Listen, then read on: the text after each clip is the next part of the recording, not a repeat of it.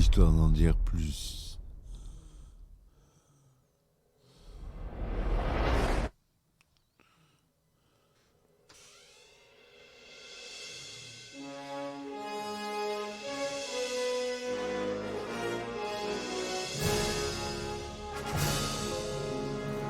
Eh ben attendez, on est en France. Allez, cul sec.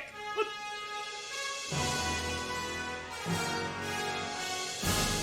Personne ne me le croirait, pourtant c'est vrai, ils existent, ils sont là, Tarnatata. Non. Il faut qu'on pète.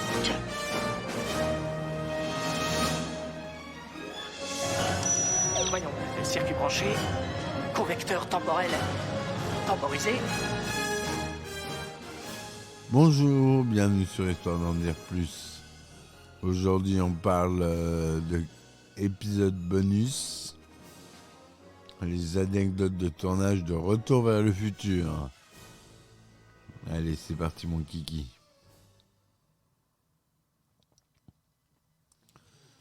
Alors, les anecdotes de tournage...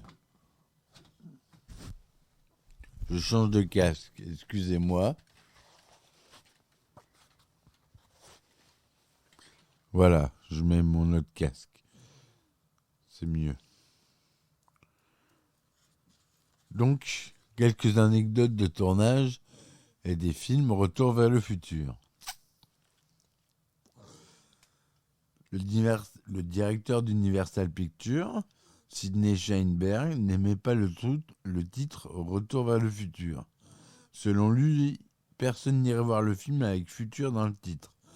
Il a donc envoyé une note à Zemeckis lui disant que le titre devait être changé en Spaceman from Pluto, ou l'homme de l'espace qui venait de Pluton, pour faire un lien avec le moment où Marty se fait passer pour un extraterrestre aux yeux de son père. Il a également suggéré d'autres changements, comme le remplacement dans la fameuse réplique de Marty devant le lit de son père. Je suis Dark Vador de la planète Vulcain, en je suis un astronaute de Pluton. Sheinberg a finalement laissé tomber ses propositions jugées absurdes par Zemeckis et Gale, grâce à une note en réponse de la part de Martin du malin Steven Spielberg lui-même, qui le remerciait d'avoir envoyé une merveilleuse blague. Et que tout le monde avait bien rigolé.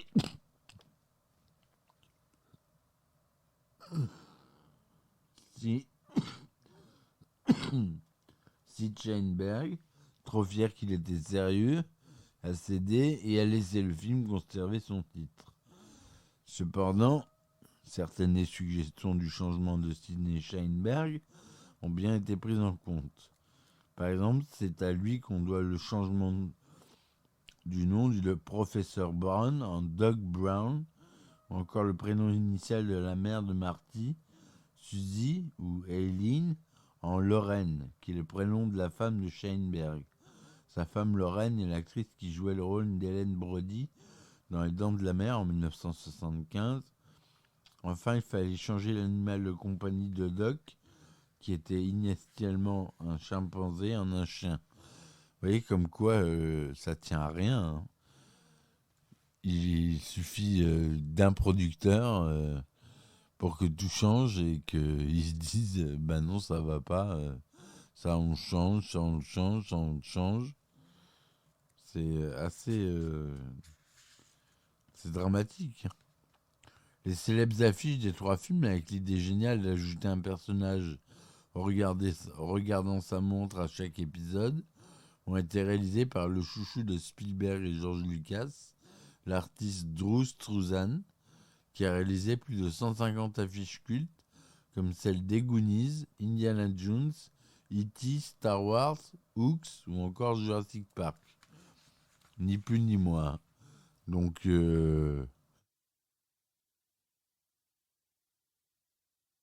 c'est pas rien. Hein. C'est pas n'importe qui. C'est un artiste très célèbre. Moi, j'ai la chance d'avoir la réplique de l'affiche du 2. avec l'autographe de Michael J. Fox et Christopher Lloyd, les acteurs qui jouent Marty et Doc Brown, en signature sur le tableau. Mais je vous dirai pas où j'habite.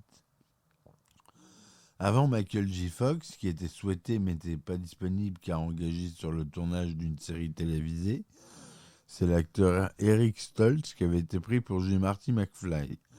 Mais au bout de 6 semaines de tournage et 45 minutes de rush, une réunion de crise a eu lieu. Scénaristes, producteurs et réalisateurs se sont rendus compte que l'acteur ne parvenait pas à rendre le ton comique qu'ils avaient envisagé pour le rôle au moment de son écriture. En effet, Eric Stoltz rendait le rôle de Marty trop dramatique et jouait le personnage sur un ton trop grave. Ils ont alors décidé de l'écarter et on est négocié avec les réalisateurs de la série télévisée que tournait Michael J. Fox pour pouvoir la voir dans le film. Le producteur de la série en question avait déjà refusé une première fois que l'acteur quitte la série pour tourner le film, et avait même dit à Gale et Zemeckis qu'il ne montrait pas le scénario à Michael J. Fox de peur que ce dernier lui en veuille toute sa vie de l'avoir empêché de tourner dans un film avec un scénario aussi excellent. Mais la deuxième fois, il accepta que Michael J. Fox tourne le film, à condition qu'il ne délaisse pas la série. Lorsque Zemeckis a dû annoncer à Stoltz qu'il le renvoyait, il a écrit cela comme la rencontre la plus difficile qu'il ait eu à faire de sa vie. Il dit « J'ai brisé le cœur de Stoltz ». Bah oui, hein. Quand on se fait renvoyer d'un si grand film, ça fait un peu mal, hein. C'est normal. Michael J. Fox a gardé son engagement sur la série télé Sacrée Famille et élaboré un emploi du temps draconien pour tourner sur les 2 projets en même temps. Dès qu'il avait terminé la série en fin d'après-midi, il se rendait sur le lieu de tournage de Retour vers le futur. Il dormait en moyenne 5 heures par jour. La majeure partie du temps de la production était filmée de 18h30 à 2h30 du matin. Les scènes en lumière de jour étant filmées le week-end. Il raconte que la grande production autour du film de science-fiction l'a un peu intimidé au départ et que pour le premier jour de travail, il s'est retrouvé sortant d'une DeLorean vêtu d'une combinaison spatiale jaune dans une grange pleine de fumée et de poules hypnotisées. Au bout d'un moment, il a appris à se détendre et à profiter de toute l'agitation autour de lui.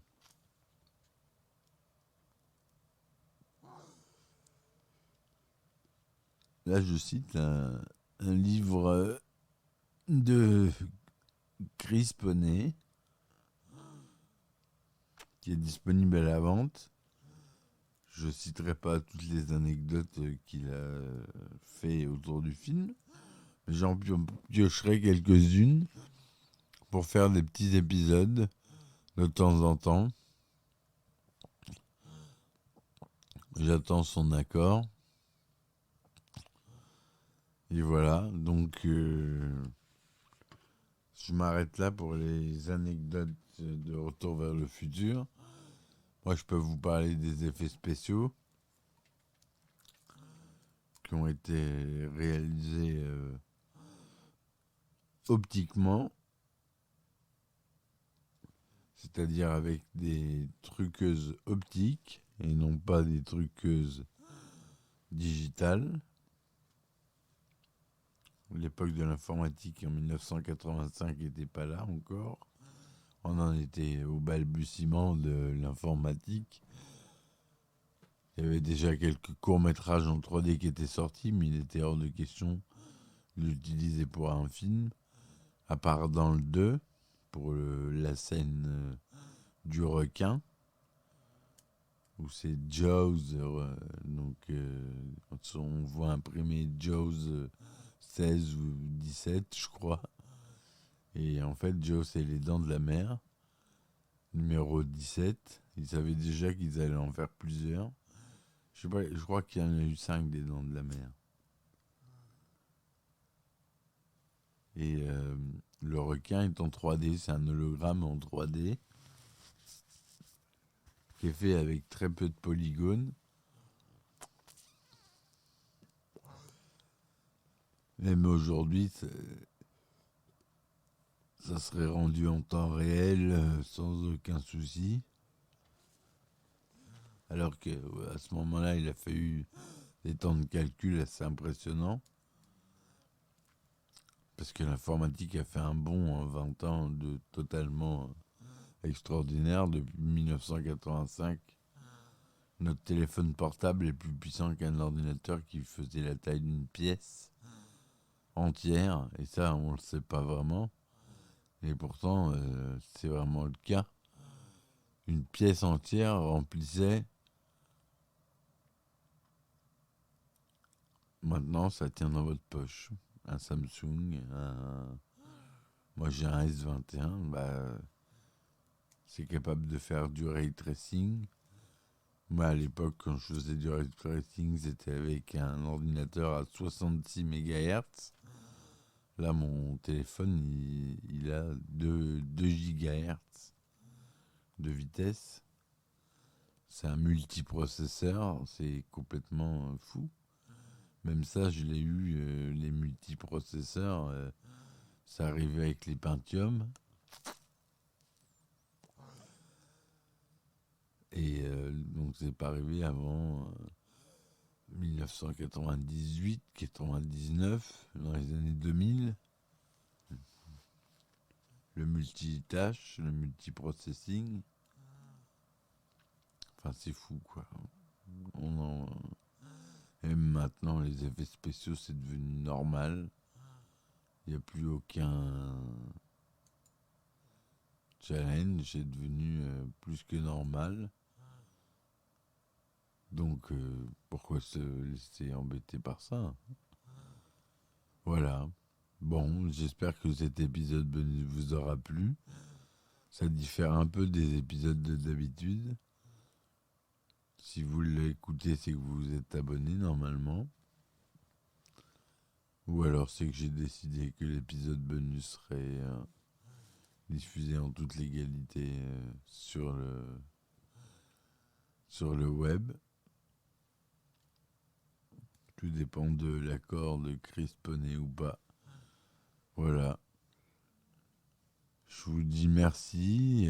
Soutenez-moi sur Ulule, Tipeee, Patreon. Normalement, sur Patreon, je mets les épisodes bonus comme celui-ci. Donc, je vous dis merci de me supporter. Et à très vite sur Histoire d'en dire plus. Histoire d'en dire plus.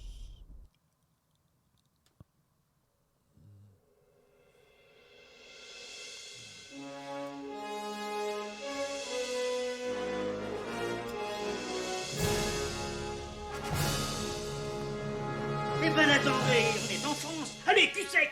Hop.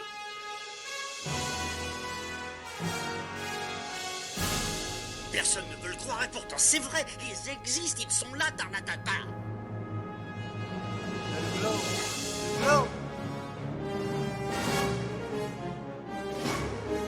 Il faut qu'on pète.